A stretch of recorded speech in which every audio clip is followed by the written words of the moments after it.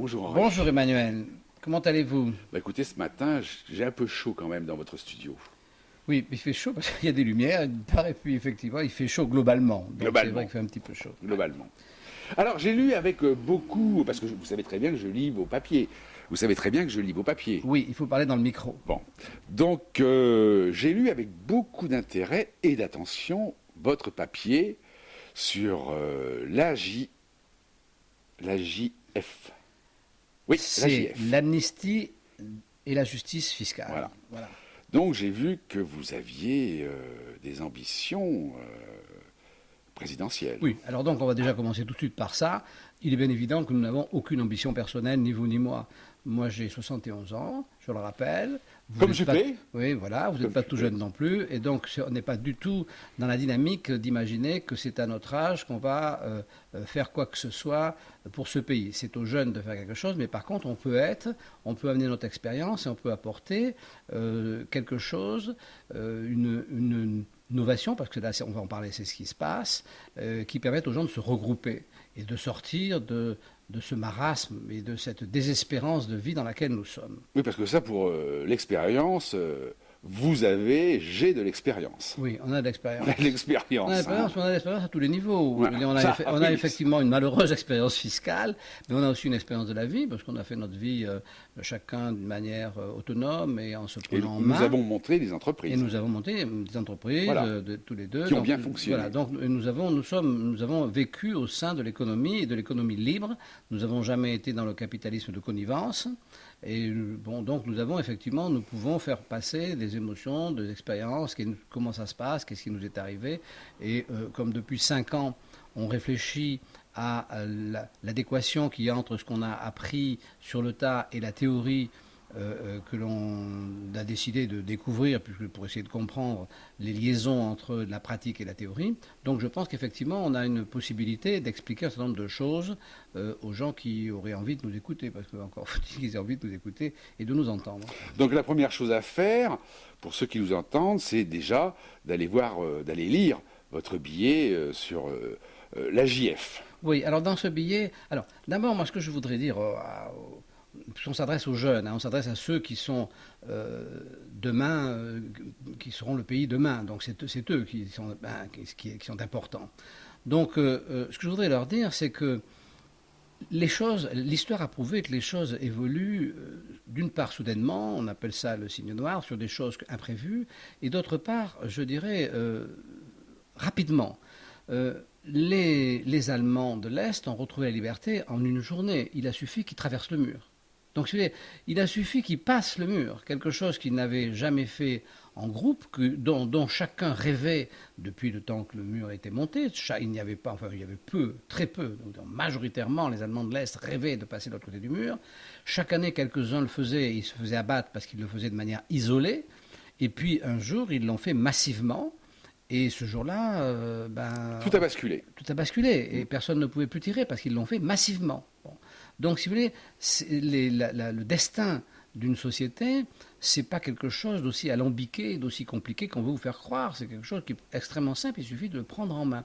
Donc, aujourd'hui, nous pouvons de manière formelle, de manière absolue, dire que le drame de notre société, c'est le fisc. Le drame de notre société, c'est Bercy. Point. C'est Bercy qui a le pouvoir, c'est Bercy qui régente tout, c'est Bercy qui gouverne tout, c'est Bercy, il n'y a pas de démocratie contrairement à ce qu'on pense, parce que quels que soient les votes que vous faites, vous retombez toujours sur Bercy. Donc la simplicité, c'est de se débarrasser de Bercy. Alors pour se débarrasser de Bercy, il n'y a pas 36 solutions, il y en a 2. Il y a les fusils et les tanks, vous ne comptez pas sur moi, ça c'est pas du tout mon tempérament, donc moi ça ne m'intéresse pas. Et puis après, il y a le bulletin de vote.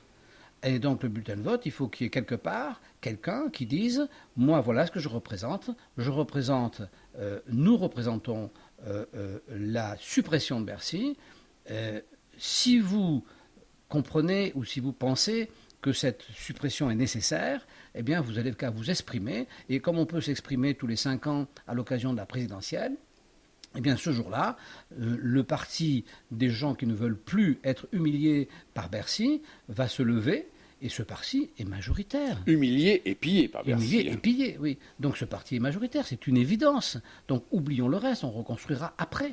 Oui, mais donc vous serez le seul à proposer ça, parce que depuis que je ne serai pas le seul. Non, nous serons et nous ne savons pas qui sera l'emblème qui nous représente, quelle personne nous représentera. Ça sera certainement pas moi ni vous, ça c'est une certitude. Ça sera quelqu'un, je ne sais pas, on ne le connaît pas encore, puisque pour l'instant on n'est que deux. Bon, quand on sera plusieurs millions, il y aura bien dans le tas quelqu'un qui sera intègre, honnête et qui aura l'énergie, la santé nécessaire pour représenter cette dynamique que nous aurons créée. Donc pour l'instant, nous devons créer cette dynamique. C'est-à-dire pour l'instant, il faut que les Français se lèvent et que les Français disent « nous ne voulons plus être pillés, humiliés par Bercy. Voilà. Nous n'en voulons plus. » Vous êtes la seule, enfin nous sommes, vous êtes la seule personne qui proposait ça, parce que dans tout le panorama politique qu'on vit depuis des décennies, c'est vraiment à ce sujet-là, personne ne veut toucher à Bercy.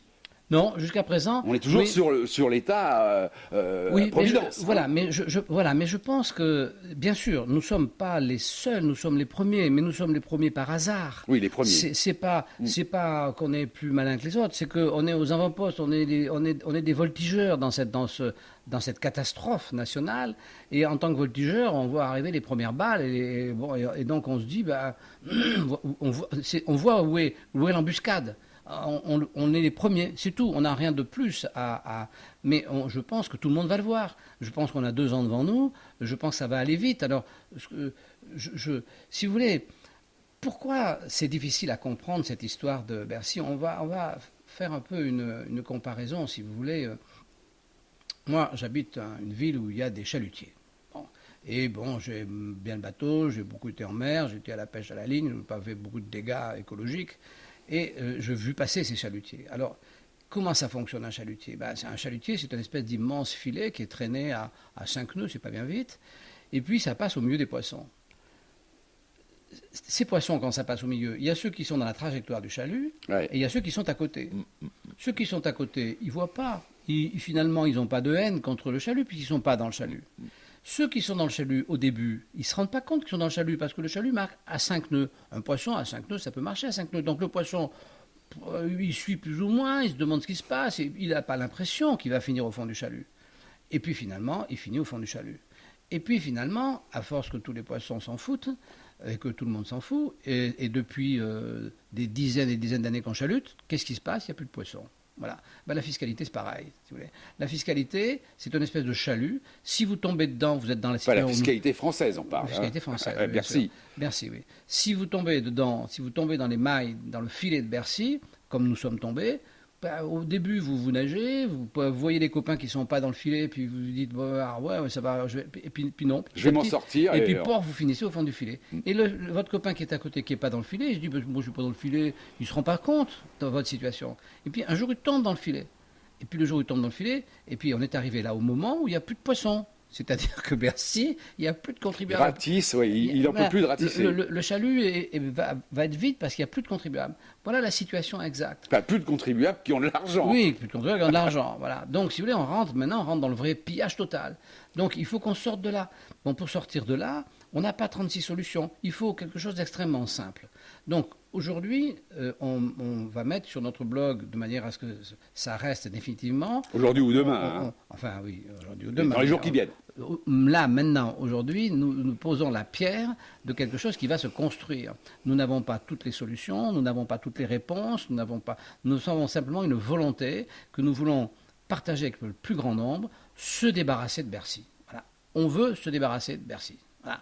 Et donc, ça passe, premièrement, par une amnistie fiscale, parce qu'on sait de manière formelle que 70% des redressements, qu'ils soient des redressements sur visite du fisc ou des redressements papier, qu'ils portent sur 10 millions d'euros ou qu'ils portent sur 100 euros sont abusifs. Ou 50 euros ou 150 euros, peu importe, 70% sont abusifs. Bon, donc on ne peut pas imaginer d'une justice fiscale qui est ce que je d'une justice tout court. Une justice tout court qui embastille 2 innocents sur 3. C'est pas possible. On sait très bien que la justice, la règle, c'est il vaut mieux un coupable dehors qu'un innocent en prison. Donc, Donc une fiscalité aussi injuste doit disparaître. Elle doit disparaître. Alors ça ne veut pas dire qu'il n'y aura plus d'impôts. Ça ne veut pas dire que... Non, non, attendez, c'est pas du tout ce qu'on a dit. Hein. Ça veut dire que Bercy, en l'état, doit disparaître. Bon. Et donc ça commence par l'amnistie fiscale. Ensuite, la mise en place d'une justice fiscale. Alors celle-là, on va la construire ensemble. Parce que, qu'est-ce qu'on a à vous demander? On a à vous demander de venir vers nous. Tous, le plus grand nombre possible, de la manière que vous voulez. On n'a pas mis de façon, si vous voulez, formelle. Envoyer un email, passer un coup de téléphone, envoyer une lettre, enfin, faites ce que vous voulez. Mais faites signe, de telle sorte que dans un laps de temps raisonnable, après les vacances, on ait des points d'appui un peu partout en France et qu'on puisse commencer à venir et à construire ensemble notre avenir, à se débarrasser de Bercy et à construire notre avenir économique, fiscal et de notre avenir de société. Et c'est pas pour autant qu'on va faire une société qui laissera sur le bord de la route tous ceux qui sont dans le malheur. C'est pas du tout notre intention. Notre intention, c'est de faire quelque chose qui se débarrasse des systèmes actuels, et ça on est le seul à le proposer, et qui construise une nouvelle société qui ne soit pas une société communiste. Parce que dans les gens qui veulent se débarrasser du système actuel, on retombe toujours exclusivement sur le remplacement de notre société par une société communiste. Alors ça, nous, c'est pas notre truc. Voilà, c'est fou de savoir, c'est pas notre machin. Bon. Donc on veut une société effectivement libérale, mais une société libérale qui ne soit pas injuste et les choses commencent effectivement par l'éradication de cette gangrène qu'est Bercy. Et de ses méthodes, parce que c'est surtout... Oui, de ses méthodes. C'est oui, une voilà. méthode. Hein, ah, oui, vous avez raison. Vous avez complètement raison, Emmanuel. Le problème, c'est pas... Parce que voilà, ce qu'il faut qu'on explique aussi, que c'est pas un problème d'homme. Non. Je pense qu'à Bercy, il y a des gens de très grande qualité. Je pense que c'est pas un problème d'homme, c'est un problème structurel. C'est-à-dire, si aujourd'hui la France n'avance pas, c'est parce que les jeunes de 18 ans ont comme rêve majoritaire d'être fonctionnaires. Il faut remplacer ça par un rêve majoritaire d'être entrepreneur. Mais ceux qui rêvent d'être fonctionnaires ne sont pas ni des gens malhonnêtes, ni des gens, ce sont ni des profiteurs, etc. Ils rêvent d'être fonctionnaires. Pourquoi? Parce que c'est le chemin qui leur est montré qui est le plus cohérent. Dans la pensée actuelle, ça apparaît comme le plus cohérent. En réalité, c'est un grand mensonge, puisqu'au bout de ça, il n'y a que la faillite. Bon, donc en fait, il faudrait que tous ces jeunes aient envie d'être entrepreneurs. Pour ça, il faut leur montrer un chemin qui leur donne envie et pour lequel ils souhaitent devenir entrepreneurs. Donc c'est un problème structurel. On a affaire à un problème structurel. On n'a pas affaire à un problème d'hommes. Les Français sont les Français. À l'intérieur des Français, il y a des gens de bonne qualité, il y a des gens moins intéressants, il y a des gens très intéressants. Il y a de tout. Et c'est de la société. Et c'est avec cette société qu'il faut construire notre avenir. Il n'est pas question de montrer du doigt tel ou tel qui pense différemment. Tout le monde doit être libre de penser et d'exister, quelle que soit sa personnalité. Voilà ce que... Donc pour la justice fiscale, puisque nous avons tous été touchés par cette injustice fiscale, c'est-à-dire qu'avant qu'on soit condamné à quoi que ce soit, on nous a tout saisi, on est bien d'accord. Et ça ne doit plus se faire. Oui, non, mais la justice fiscale, évidemment, ça repose, ça implique tout ce dont on a déjà parlé, dont on va reparler, mais qu'on va maintenant construire, parce que jusqu'à présent, on a parlé. Et là, on va construire avec vous. Mais on va évidemment construire un système judiciaire, un système fiscal d'abord, ensuite un système judiciaire s'appliquant à ce système fiscal qui soit juste. Oui, on n'est pas parti pour refaire la même chose. Ah non, ça, ou alors on fera rien. Non, ça, mais nous au moins on a l'expérience. Oui, non, ça c'est sûr. Voilà, donc c'est très sérieux. Mais ça dépend de vous, ça ne dépend pas de nous. Vous imaginez bien que pour être un candidat, pour qu'une idée soit candidate, puisqu'on parle d'une idée, hein, pour qu'une idée soit candidate à la présidence de la République, c'est-à-dire à l'endroit où on applique les idées, parce que c'est ça la présidence de la République, c'est pas un problème d'homme, c'est pas moi président je, etc. C'est pas ça la présidence de la République, c'est un problème d'idées, c'est l'endroit où les idées peuvent être appliquées, c'est là que ça se passe, c'est comme ça. Bon. Donc, pour mettre en place une idée, ça veut dire qu'il faut quand même 500 signatures de maires, ça veut dire qu'il faut quand même être au moins quelques millions, parce que sinon, on peut pas mécaniquement faire les frais d'une opération pareille. Donc, quand je dis nous allons démarrer ça, sérieusement, mais nous allons ensemble démarrer ça sérieusement. C'est-à-dire que c'est avec vous qu'on va le faire, si vous nous suivez. Ben, si vous ne nous suivez pas, il nous restera le souvenir de cette vidéo. Oui. Hein, et voilà. Hein. Bien. Voilà, tout ce qu'on avait à dire. Alors, on en reparlera évidemment très souvent. Oui. Hein. Eh bien, Les livres de l'été, non, Oui, c'est pas les livres de l'été. On a deux. Non, je vais vous parler quand même de deux Alors petits moi, je veux livres. quand même vous signaler que notre blog, depuis quelque temps, fonctionne très très bien.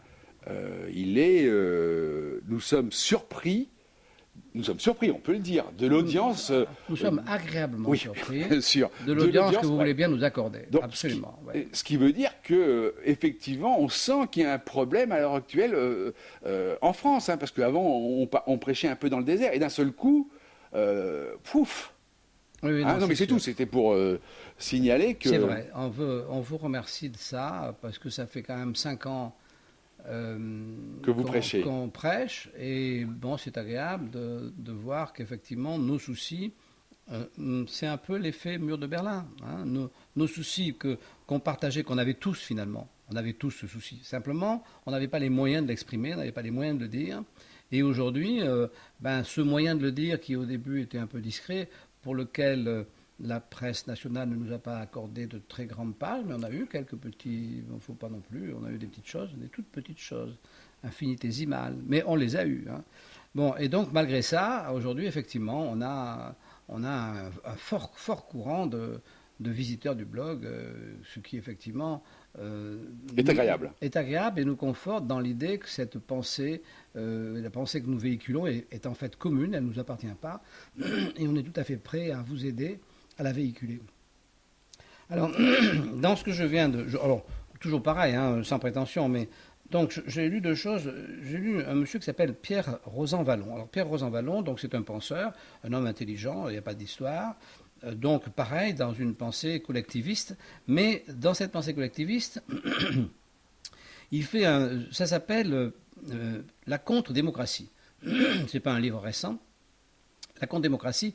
Donc, il explique, il donne à penser sur tous les moyens qui sont à la disposition des citoyens pour s'exprimer contre la démocratie. C'est-à-dire qu'il a conscience que la démocratie, ça ne peut pas être une dictature, sinon c'est la fin des haricots. Et il explique donc... alors c'est assez intéressant, mais il y a deux erreurs, à mon avis, qui sont fondamentales. La première, c'est qu'il rêve la justice, parce qu'il parle de la justice comme un contre-pouvoir. Il rêve complètement. Oui. La justice, c'est pas un contre-pouvoir. Il y a que deux c'est comme un bouton électrique, comme le bouton de notre ordinateur. Il y a on et off. La justice, rien d'autre. C'est-à-dire où ça roule pour le pouvoir, ou ça roule complètement pour un autre pouvoir. Mais de toute façon, ça roule toujours pour un pouvoir. Alors, les juges, ils sont ou de droite ou de gauche, mais d'une manière, je dirais, caricaturale. Donc la justice apaisée, la justice dont il parle, qui pourrait être quelque chose qui ramènerait dans le droit chemin, c'est un magistrat sur 1000. C'est utopique. C'est utopique. Et puis le deuxième point qu'il y a, et ça on le retrouve constamment dans ces gens collectivistes, c'est que, évidemment, toutes les 3 pages, il parle au nom du peuple. Alors le peuple, oui. Je ne sais pas ce que c'est. Voilà, le peuple, est-ce que moi je fais partie du peuple? Est-ce que vous faites partie du peuple? Est-ce que vous faites partie du peuple? Alors ça, il ne précise pas, parce que dans ce mot, le peuple, on sent bien qu'il n'y a pas tout le monde. Parce que s'il y avait tout le monde, il y aurait tout le monde. Il y aurait moi, il y aurait le pénis, il y aurait les mélanchonistes, il y aurait tout le monde. Or non, on sent bien que dans ce mot peuple, ce peuple, il est contre quelque chose, et contre quelqu'un, donc contre ceux qui ne sont pas dedans. Alors moi je trouve que c'est un mot absurde, ça faisait quelque chose qu'on n'a pas le droit d'employer comme ça, comme si c'était, parce qu'il utilise ce mot comme si c'était la vérité. Comme si ce fameux peuple, on ne sait pas très bien ce qu'il a dans la tête, ce peuple-là était lui qui devait avoir la vérité et pour lequel il devrait y avoir un avènement de ce peuple en question. Donc je trouve ça grotesque, parce que ce mot peuple, je trouve ça grotesque. Et il est employé constamment. C'est-à-dire, c'est là qu'est la déviance du livre, c'est-à-dire que cet homme met son intelligence, parce qu'il est intelligent, évidemment, ses compétences, il a de grandes compétences, c'est un érudit, il met son érudition, sa compétence et son intelligence au service, en fait, de l'obscurantisme, puisqu'il le met au service d'une idée préconçue qu'il a du peuple. Voilà. Et ça, moi, ça me gêne. Bon, votre deuxième livre, parce qu'il vous reste 1 minute. Une minute. Alors, mon deuxième livre, c'est beaucoup plus rigolo. C'est Simone Wappler. Ça s'appelle La fabrique de pauvres. Alors ça, c'est un livre pragmatique. C'est un livre pragmatique qui est tout à fait amusant à lire, parce que je ne vous ai pas dit que l'autre, c'était un peu C'est un peu dur à chiant. lire. Ouais, c'est pas, C'est ça chiant. se lit pas comme Ouais, ça. d'accord. Ça se lit comme ça se lit comme un roman, c'est assez sympa, et c'est nos mésaventures, c'est-à-dire c'est nos mésaventures économiques. Ça rejoint d'une manière différente ce que l'on veut, c'est-à-dire donc ça dénonce Bercy. Nous, on veut supprimer Bercy, ça dénonce Bercy, et ça le dénonce sans aller effectivement jusqu'au bout. Mais nous, on va au bout. Mais c'est bien. Oui, parce que, Je vous en fin conseille de de le compte, lire. Alors ça, c'est tout nouveau, c'est un livre qui vient de sortir, c'est très intéressant. tous ceux qui dénoncent plus ou moins Bercy ne dénoncent jamais les abus de Bercy. Non. Jamais. On ne Ouais. parle pas d'abus, Non, c'est l'omerta, ça, Oui. au niveau de l'abus. C'est le problème du Voilà. chalut. Hein. Mais je pense que c'est parce qu'il ne le voit pas. Je pense que s'il ne le dénonce pas, c'est qu'il ne le voit pas. Parce que la plupart des gens qui écrivent sont journalistes. Les journalistes, évidemment, Bercy ne va pas les gens qui sont vérifiés, mais c'était pareil avec la Stasi. Hein. La Stasi a toujours épargné une partie importante de la population. Elle s'est elle s'est focalisée, elle ciblait les gens qui avaient un peu de créativité, qui étaient un peu originaux, qui n'étaient pas fatalement dans les rails. Enfin, elle décapitait tout ce qui dépassait. Mais si vous c'est pareil en Corée du Nord aujourd'hui. Si vous ne dépassez pas, vous pouvez vivre dans ce Si vous êtes dans le moule, il faut rester dans le moule. Oui, vous restez dans le moule, vous pouvez vivre. Sauf qu'à un moment donné, quand même, comme c'est fait pour abattre, c'est fait pour tuer, ça vous tue quand même accidentellement. C'est comme le filet, quoi, du chalut. Un jour ou l'autre, ça vous passe dessus. Bon, alors le jour où ça vous passe dessus, vous êtes d'autant plus surpris que vous ne pensiez vraiment pas que ça vous passerait dessus. Alors tous ces gens qui réfléchissent, hommes politiques, énarques, journalistes, ils sont jamais vérifiés. Ou très peu. Oui, Je suis sûr que c'est Célière, par exemple, rarissime, hein. Célière, il a dû tomber le cul par terre. Voilà, Célière, cet homme charmant, sans doute, que je ne connais pas, qui a passé sa vie, faut le dire, à avoir le pouvoir, et à être pété de thunes et à avoir le pouvoir. Jamais il imaginait qu'un jour, il allait se retrouver dans la nasse du fisc. Il y est, voilà. Et donc, un jour ou l'autre, tout le monde y est. Et je pense qu'aujourd'hui, on est arrivé à un point où suffisamment de gens sont tombés pour se rendre compte, effectivement, il faut supprimer ça. Que tout le monde y passera. Parce que tout le monde y passera. Voilà. Et donc, on ne peut pas vivre comme ça. Il faut Bon, supprimer ça. bonnes vacances, Henri. Oui, vous aussi. À la prochaine fois. Emmanuel. Mais À c'est la prochaine important fois. quand même. Hein. Au revoir.